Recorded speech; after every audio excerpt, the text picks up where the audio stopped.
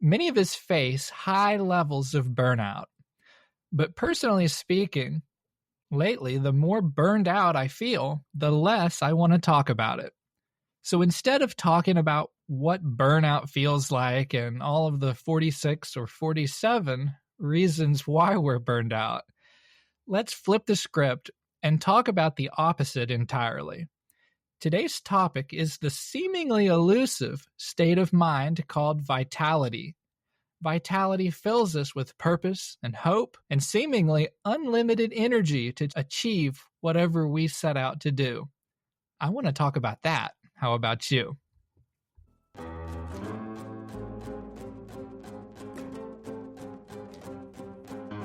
Hello there, this is Bradley, and you're listening to Psych Everywhere, a podcast by Psych High, the International Honor Society in Psychology. For this show, distinguished guests weigh in on applying psychological science to a diverse range of current events and to better your life. Listen for free wherever you go for podcasts, or see the link in the show notes for a written transcript for this episode. This episode was made possible by CSPP Alliant International University. If you'd like to learn about graduate programs at CSPP, be sure to check out the link in the show notes for this episode. I attended WPA this spring in Las Vegas, where I happened to, quite groggily, catch an early morning session about vitality. And by the end of that session, despite all the jet lag and a million tasks on my to-do list, I noticed that I felt considerably more eager to begin the day ahead. For this episode, I'm hoping to share this exhilarating mindset with listeners like you. It is my honor to introduce you to the speaker from WPA, Dr. Jamie Shapiro. Dr. Shapiro received a positive organizational psychologist PhD from Claremont Graduate University and an MBA and MSIT from the University of Denver. A master's certified leadership coach, she authored the best-selling book, Brilliant, Be the Leader Who Shines Brightly Without Burning Out.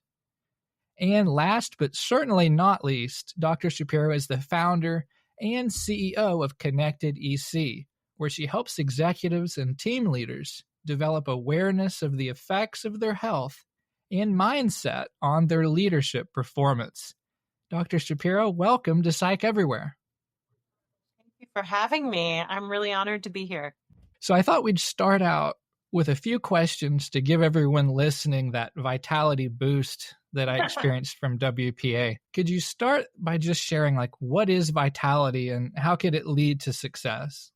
Thanks for asking. Now, there are many, many different definitions of vitality. So I'm going to share with you how in my research I define vitality, because it's a little bit more narrow than the broader definition.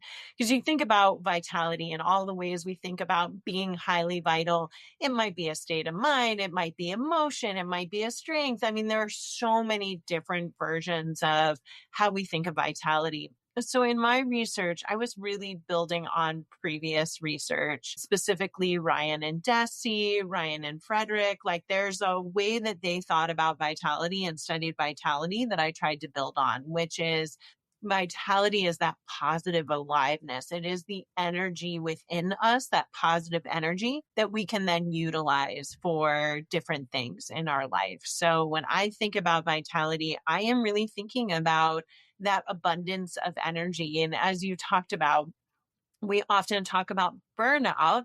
Well, to me, burnout is the depletion of all of those internal resources. Vitality is the opposite. It's the abundance of those internal energetic resources. And in my research, I look at it in a 4-factor model, which is really mind, body, and spirit, right? It's the psychological, it's the physical, it's the emotional, and it's the spiritual energy that we utilize and give towards other things. So early in your session, even though it was early in the morning, you had everyone get up and talk to each other and share about what energizes you, what gives you vitality. And so I wondered, could you start out here too by telling us what gives you vitality personally? Oh, there's so many things. And because I do this work, I think about vitality a lot and how do I really create cycles every day of replenishment. And sometimes we think about replenishment in these really big sweeping activities like, oh, we need to spend an hour at the gym or we need to spend an hour doing something. And when I think about vitality and what nourishes me, I am thinking about those macro things and also those micro things. So, what are the small things I can do throughout my day, whether it's just taking a breath? I have a fairly full schedule. My clients have a very full schedule. So I'm asking them to think about those small moments throughout the day that bring vitality, whether that's having a cup of tea, taking a breath, looking at my beautiful dogs. Like there's so many things that bring energy in and that nourish me that I can do throughout the day. Yes, it's the bigger things. It's taking a walk, making sure I have my workout routine in the morning, my meditation practice. All of those things bring me energy. But sometimes we're in a state where it's really the small step that's right in front of you that you can do that's going to bring energy into your mind, body, heart, and spirit that we need to look towards, especially when we are in a place of feeling depleted. Thinking about doing anything for a long period of time feels inaccessible. So I ask people, like, what's that small thing, that really small step that you can take to make a difference in your life today? That's where I ask people to start. Could you share an example of someone who has just transformed their life or career by cultivating vitality? Yeah, a lot of times I'm working with leaders who vitality is like the last thing in their mind when I start working with them because they are in a cycle of nonstop back to back meetings, high intensity. And while that high intensity doesn't change, because I do specialize with CEOs, it is a very fast paced life. The difference is in their focus. So, a lot of times in the corporate world, we get talked to about work life balance and it's so important, or you might have heard the term work life integration. And for many people, again, that doesn't feel possible. They're like, I don't have time for this, right? That's the shift that I need them to make is there are only 24 hours in a day. We can't get that time back.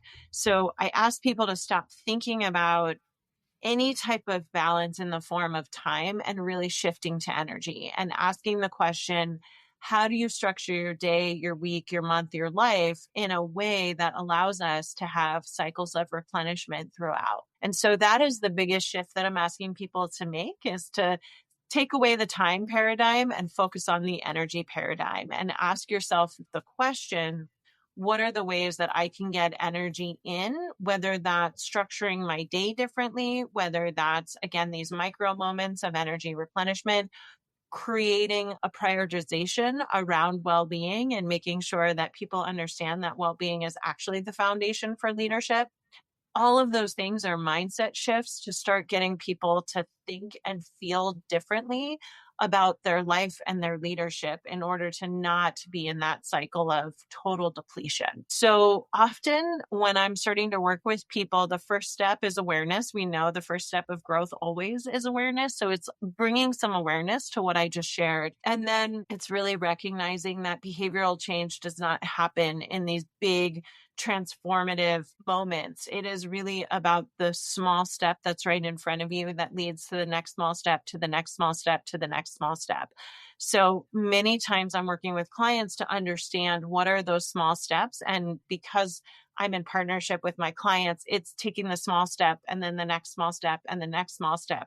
And then a year later, we're looking back and going, wow, I've transformed my life. But it's not, hey, let's put 5 different practices in place in month 1 and really transform your life. That's just not, as we know, how behavioral change works and how our brains really step into change. So it's so much more about the small steps and the partnership and the accountability that leads to total transformation in their life and their leadership. I feel like you've already kind of answered this next question. What are some ways to develop vitality? And then I had listed those 4 dimensions: physically, emotionally, mentally, or spiritually. Do you have anything else to add to that? Yeah, one of the tools that I use with my clients that's really helpful it's actually out on our website as a resource, is just taking time to map out from the 4 dimensions, mind, body, heart, and spirit, what nourishes you, what brings energy in, the small things, big things. And it's not about, hey, you've got to do all of these things. It's about just starting to think about, maybe it's things you're currently doing. Maybe it's something you know you've done in the past that's worked. It might even be something that you've never done before that you think might bring energy and you want to be playful and experiment. Or it might be something that you haven't done since you were a kid that you know brings energy in. I've worked with clients that are like, I used to love to play tennis. I haven't played tennis in 15 years, 20 years. And it's like, well, let's get a racket back in your hand and see how it feels. So I ask people just to brainstorm around these dimensions and put everything on paper.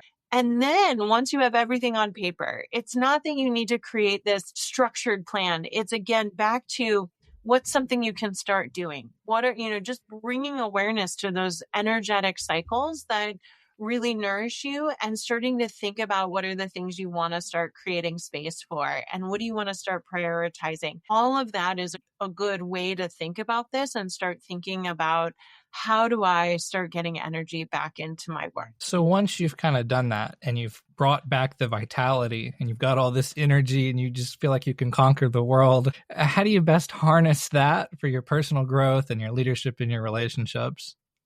Yeah, the good news is that when we have that abundance of energy, we're able to give so much more.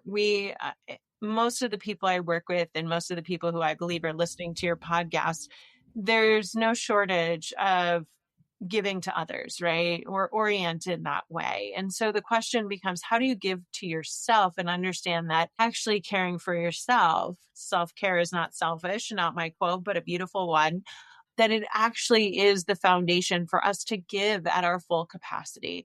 So when you have that foundation of vitality, what that gives you is the ability to share and give more and to really create what we call that positively energizing leadership. And when I talk about leadership, and I shared this in the talk, is leadership is not about whether you manage people or not. It's, do you own your capacity to inspire others? It's really when we have that full vitality that we can have the fullest expression of self in that area.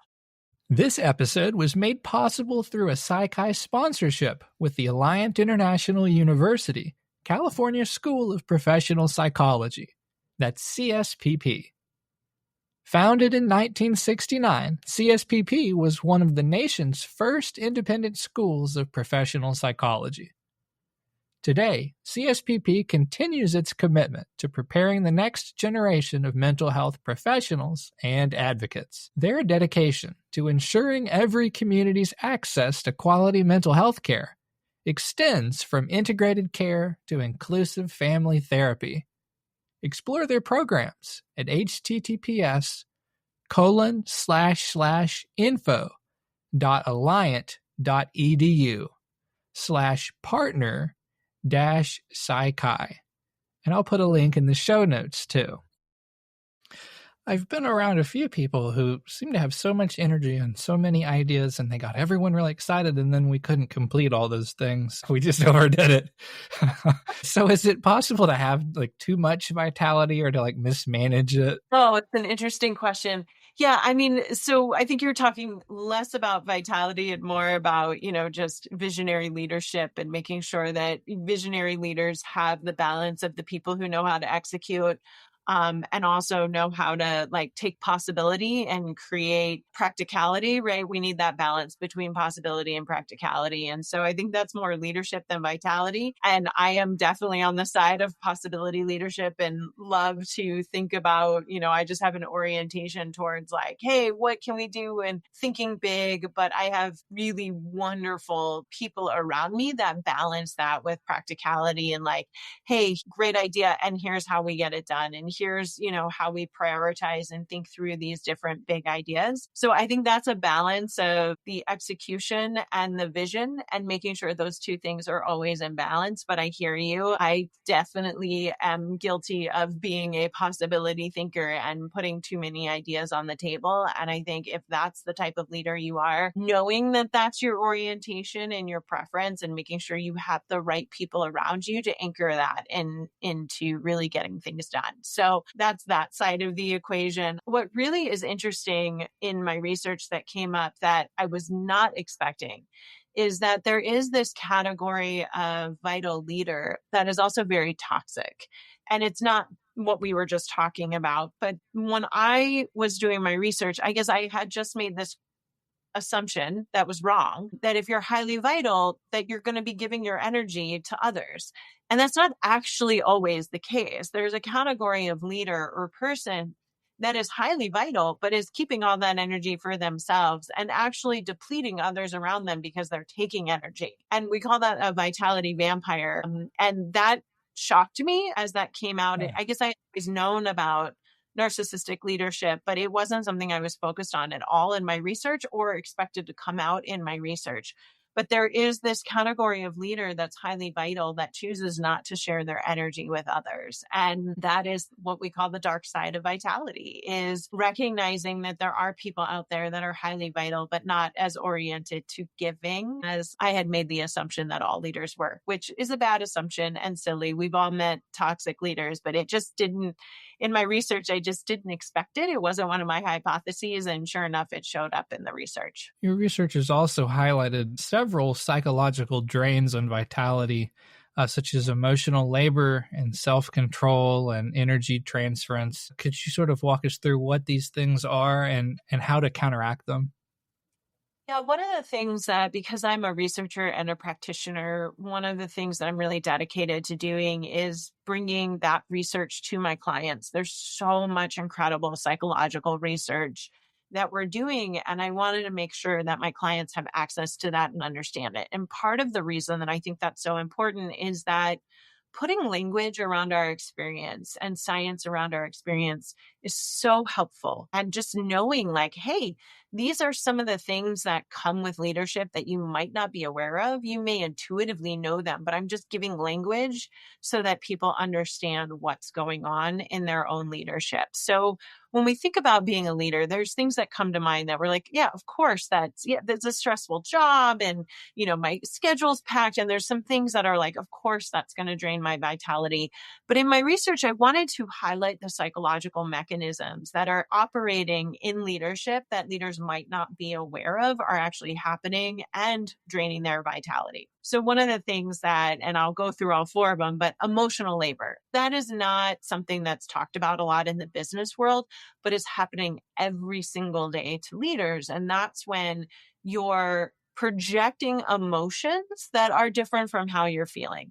Now, we know that our emotions are contagious, our behaviors are contagious. So as leaders, we're like, okay, I can't show up and say, I feel completely stressed out and uneasy and anxious and all of the things that you might be feeling. Instead, you're projecting something that's much more positive, usually high energy and positive. And so that is one thing that drains energy that leaders may not be aware is actually draining their vitality. So that's an example.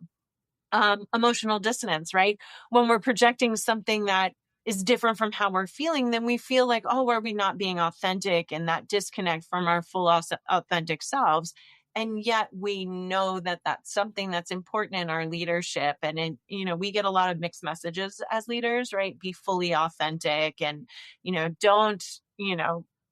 don't share everything, but also be vulnerable. Like there's a lot of contradictory messages that we get. And so bringing some awareness to, hey, emotional labor is important and a part of being a leader. And hey, it drains you. And hey, it's going to feel a little disconnecting, especially when you're getting messages about being fully authentic. And I'll talk about the other two in just a moment. But one of the things that I explain to leaders is authenticity is not fully being open with every emotion. Authenticity is being fully aligned with who you are at the core, your principles, your values. And so sometimes being authentic isn't being fully transparent.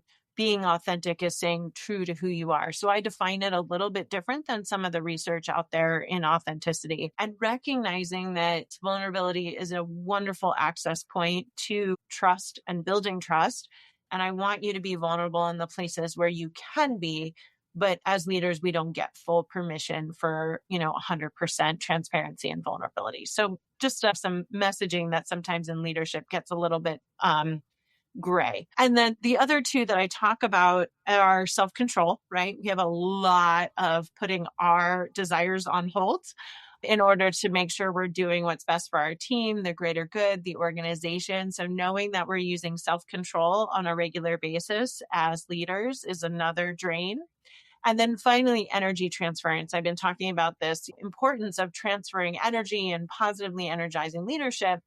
And what's important to note is that doesn't always energize leaders. For a long time, positive relational energy was talked about as a two-way like enhancement to each person's energy. And the reality is that leaders don't always get that return of energy. They give a lot of energy, not always get a lot of energy. And so recognizing that when we're giving energy, that doesn't always lead to that high quality relationship, that energizing, nourishing spiral up. Sometimes that leads to an energy depletion, and just knowing the difference there is important. Do you have any tips for dealing with a vitality vampire or narcissistic leadership in order to maintain your vitality? Boundaries, right? Like there's a lot of ways that we have to create the energy boundaries for ourselves when we are in a situation when there's a vitality vampire around us. And for each person, that's different. But boundaries are important. Being able to create less interaction, not more interaction with that person is what I'm going to encourage, and figuring out how to do that. And honestly, if you're in a situation where you don't have that luxury to create the boundaries to protect yourself, I encourage people to get out of it. Unfortunately, I know that's a challenging answer at times, but reducing interactions with those types of people is what's best for your mental, physical, emotional well-being. How do external factors like isolation and others' negative mindsets, or your loss of your job control, how do those things impact vitality? Thank you for asking, and I appreciate that you've really looked at my research. Those were 3 areas that came in my research that I found were drains that I wasn't expecting. So the 4 factors that I shared were the psychological mechanisms that I had, through my literature review, really seen as drains in leaders. The 3 that you just mentioned were the ones that came out from my research. So we know that leadership is a very lonely role. That's something that's talked about, but that is something that really drains our energy, is that isolation and feeling like we don't have people we can talk to, and we don't have people that fully understand what we're experiencing in leadership. So understanding that leadership can often be very lonely, and that is a drain in vitality. Loss of job control was surprising. So the research that led to this actually was a qualitative study that I did in interviewing CEOs of large public companies. And oftentimes we think of the CEO as having the most control of their job. And that's actually a false perception, that many times CEOs basically feel like they lose control of their day because they have a plan, and that plan quickly gets eroded because of urgency and things popping up throughout the day. So that was something that was really important that came out of the research, is recognizing that when you feel out of control in your role, where you don't feel like you can predict what the day is going to look like, that can really create some loss of vitality.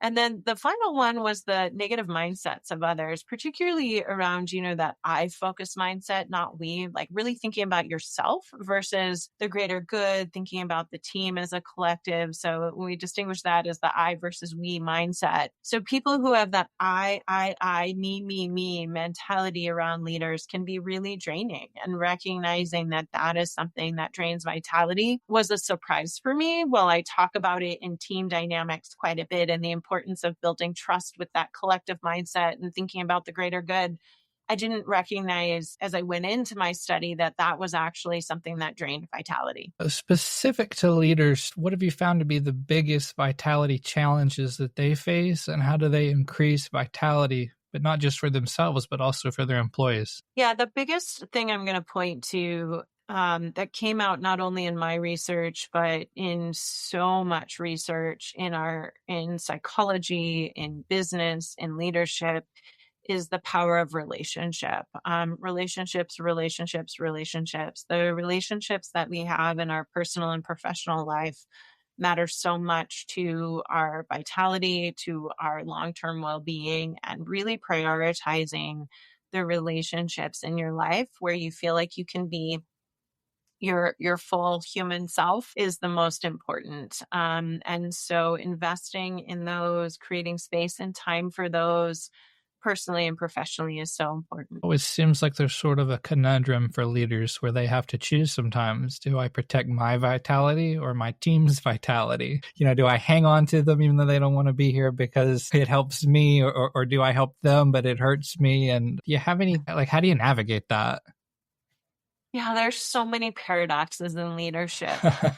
That's one of the things that, there's paradoxes in life everywhere you look as a human being, and in leadership, that's no different. And so thinking about how to care for the individual and the collective, sometimes those things are in conflict. And as a leader, our job is to care for the greater good in the organization and the team as a whole.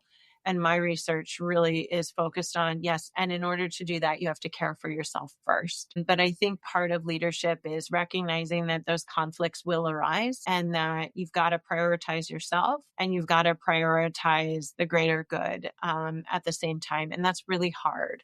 And sometimes wanting to do what's best for an individual versus the collective good, like those things do come in conflict, and there's no way around it. It's just recognizing that's a part of leadership is all I can say. And I can't speak to which way to go when. It's so situationally dependent, but I think again, back to what I said, awareness is our first step to growth. Having awareness as leaders that there are so many paradoxes around you, and there are going to be so many moments where things feel in conflict, and you're going to have to make a difficult decision. I used to struggle with writer's block, terribly. I even read a couple of books about it. I just couldn't get out of it. I couldn't find that creative flow. It was just driving me just bananas. I couldn't, and then I would, and then I'd fall back out again.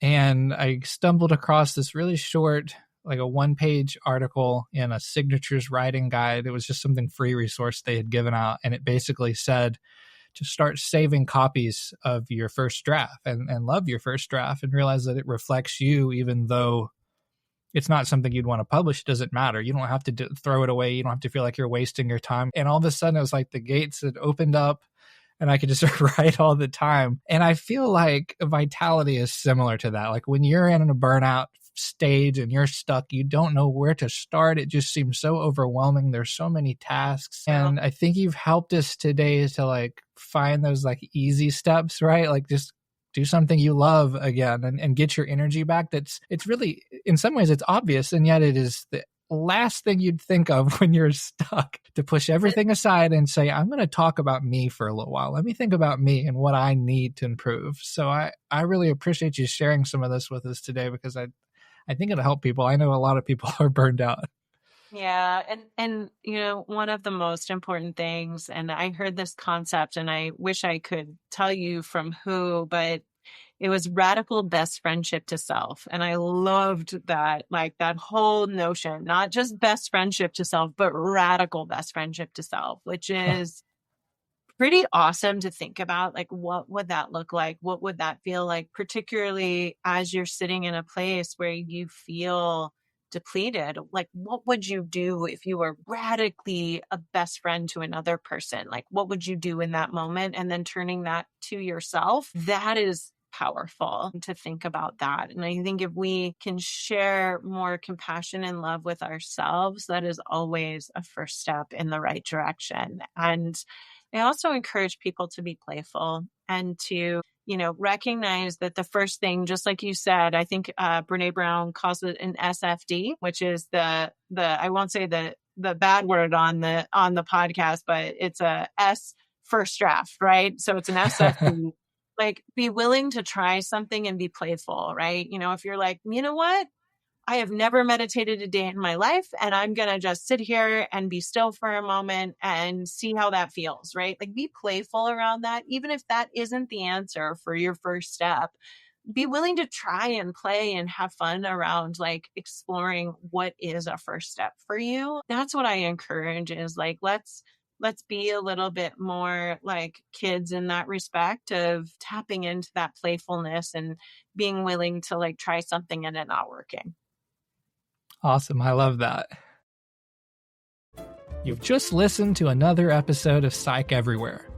This episode was made possible by CSPP Alliant International University. Learn more about graduate programs at CSPP at the link in the show notes. If you haven't already subscribed to Psych Everywhere, go ahead and follow us wherever you go for podcasts. Tell a friend or a colleague about the show.